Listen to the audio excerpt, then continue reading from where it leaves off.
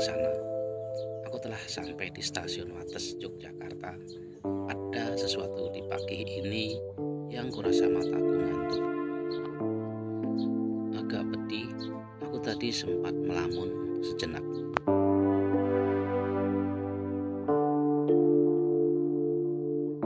Namun tiba-tiba ada melintas lelaki paruh baya yang tengah sibuk membawa tas dan koper yang diamanahkan kepadanya. Badan kekar begitu kuatnya. Besarnya ukuran koper tak mempengaruhi langkahnya. Ia begitu tegap. Paling isinya bukan barang penting, ucapku mendahului pikiranku. Mataku sesekali melirik jam tangan yang ku genggam. Ya, jam hitam digital dengan tampilan yang sangat sederhana, tapi aku suka. Jam itu memang sengaja tak kukenakan di pergelangan tangan kiriku karena sedikit alergi dan lagi pula aku merasa kurang pantas. Aku lebih suka meletakkannya di saku kiri karena entah mengapa aku memang tak menyenangi adanya aksesoris pada tubuhku, walaupun itu hanya sebuah jam. Setelah 20 menit aku terduduk diam, menyisakan kantuk yang tersisa setelah di kereta. Aku bukanlah orang yang nyaman tidur dalam kendaraan. Jadi aku memang tak begitu menikmati serunya tidur dalam selongsong besi yang berisi puluhan orang itu, sekalipun itu argo malam eksekutif sekalipun. Rudi menunggu seseorang menjemputnya, yaitu kawan yang saat SMA akrab sekali dan menganggap sudah seperti adik dan kakak. Usia Rudi terpaut lebih tua 1 tahun. Dan kurasakan sebuah getaran handphone dari saku celana bagian kanan. Semoga saja itu pertanda temanku udah jemput. Namanya Rani, seorang wanita cantik. Aku udah di jalan nih, sorry lama, kata singkat yang mengisyaratkanku untuk beranjak dari nyamannya kursi tunggu di stasiun ini. Dan betul, Rani datang, tapi masih di jalan. Dalam kondisi yang lumayan lapar, aku beranjak keluar menuju suatu tempat yang sama sekali tidak aku ketahui bagaimana kondisinya. Yang aku cari warung. Sambil nungguin Rani sampai, aku mencari cemilan dan segelas teh manis buat mengganjal perutku yang mulai perih. Hari mulai beranjak pagi, sang matahari pun telah menampakkan jati dirinya secara utuh.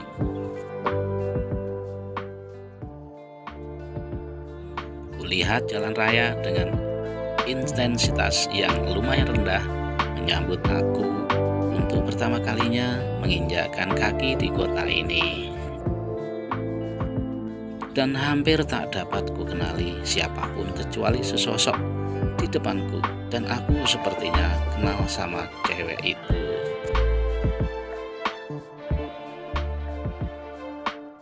Maaf permisi Rani, ucapku ramah sambil mengetuk telunjukku pelan ke pundaknya, tapi tak bermaksud menyentuhnya secara langsung.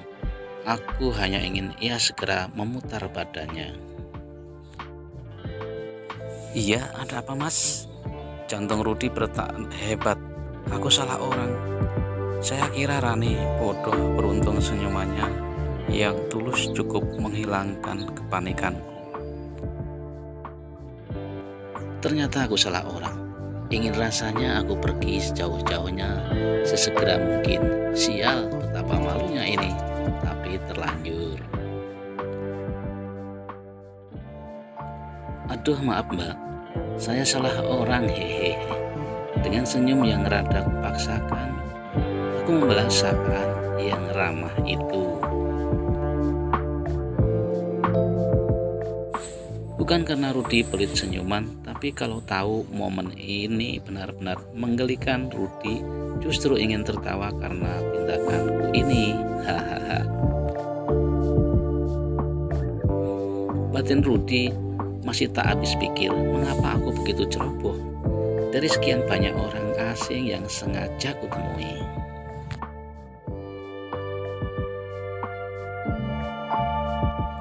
Ini pertama kalinya aku melakukan sebuah kesalahan. Kenapa naluri diriku hari ini bisa salah ya?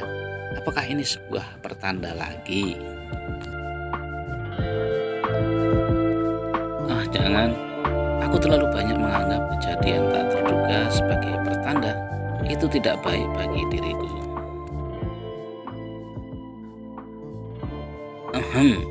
Nyari siapa? Yuk.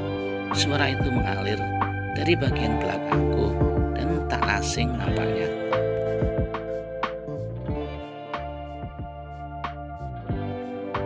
Kamu kemana aja, Rani? Ujarku kaget, agak sebal. Namun aku juga tak dapat menyembunyikan rasa gembira ini. Akhirnya aku dapat bertemu dirinya. Rani adalah teman sewaktu di SMA yang lanjut kuliah di sini. Hari ini, Sabtu malam Minggu, adalah hari kedua aku berada di kota ini, yaitu kota Wates yang notabene berbukit karena disebut pegunungan menoreh.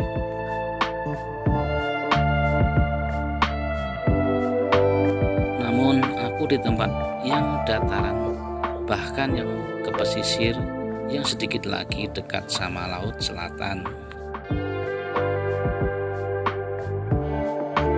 Aku tidak menyewa penginapan karena ada rumah kosong punya pamannya Rani. Aku disiapkan agar nginap di sana saja.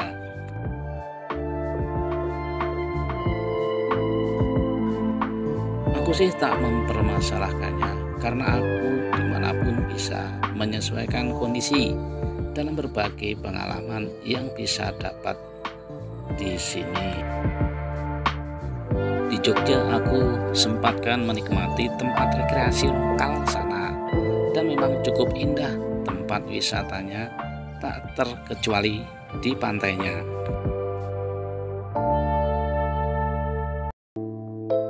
Suatu hari aku bersama temanku main ke pantai berempat. Kami merasakan indahnya pantai selatan.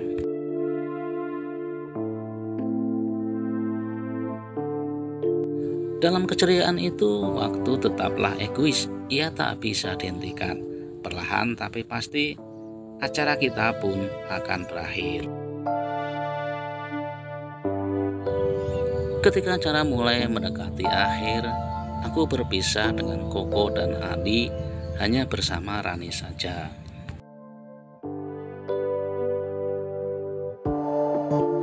Sebelum mereka berpisah, kata Rudi, kita foto bareng yuk, jarang-jarang tuh ajakku kepada rekan di sebelahku.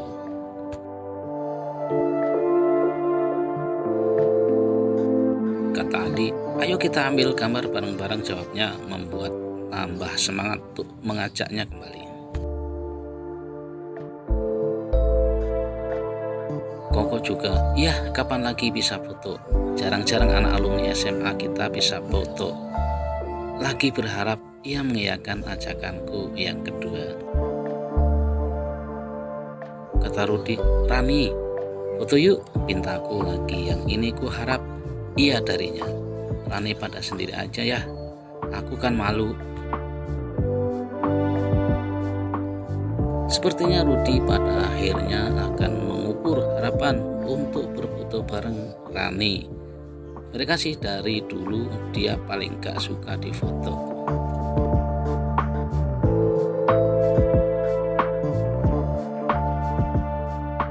Berbeda dengan para perempuan di bagian depan sana, akhirnya tiba-tiba Rani mau difoto bareng.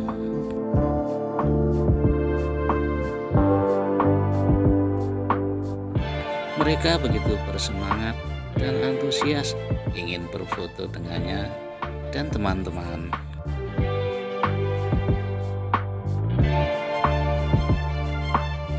Namun pada akhirnya Rani mau berfoto bareng sama Rudi karena dia juga pengen ada momen pertemuan ini.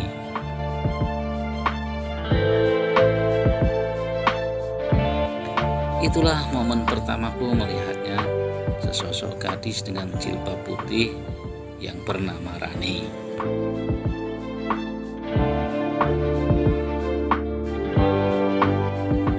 Gadis itu cantik jelita, walau dibungkus dengan jilbab putih.